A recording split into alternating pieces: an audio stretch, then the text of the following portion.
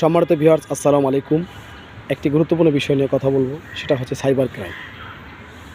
Cyber crime দিন দিন বেড়েই চলছে। আর সাইবার ক্রাইমের একটি গুরুত্বপূর্ণ বিষয় হচ্ছে বিকাশ ওটিপি প্রতারণা।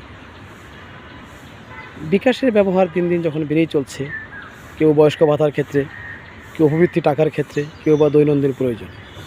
তো প্রতারক, আপনি যেই সুবিধাভোগী হন না কেন, যদি বয়স্ক ভাতার সুবিধাভোগী হন, তাহলে বলবে যে আমি বয়স্ক ভাতা অফিস থেকে বলছি, আপনার বিকাশে টাকা তো ঢোকানো যাচ্ছে না, তো এর সমস্যা হয়েছে কিনা। উপবৃত্তির টাকার সুবিধাভোগী হলে বলবে যে উপবৃত্তির টাকা তো ঢোকানো যাচ্ছে না, সমস্যা হয়েছে কিনা। বা যে কোনো কারণে আপনাকে ফোন দিয়ে বলতে পারে যে আপনার বিকাশটা কি কোনো সমস্যা হয়েছে, একটু কাস্টমার কেয়ারে কথা বলে ঠিক করে নেন। আপনি চিন্তা করতে করতেই একজন প্রতারক নিজেকে কাস্টমার কেয়ারে প্রতিনিধি পরিচয় দিয়ে আপনাকে ফোন দেবে।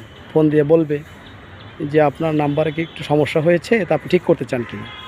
তো আপনি সহজেই চাইবেন যে যেহেতু আমার বিকাশে সমস্যা হয়েছে, হ্যাঁ আমি ঠিক করতে চাই। প্রতারক আপনার সাথে একটা সখ্যতা গড়ে তুলবে এবং সুসম্পর্ক গড়ে তুলে আপনার নাম ঠিকানা নেবে এবং বলবে যে আপনার ফোনে একটা মেসেজ গিয়েছে, ওই মেসেজটা একটু আমাকে ফরওয়ার্ড করেন অথবা ওই নাম্বারটা আমাকে বলেন। তা আপনি কৌশলে বুঝতে না পেরে যখন নাম্বারটা দিয়ে দিবেন, এটা হচ্ছে বিকাশ ওটিপি।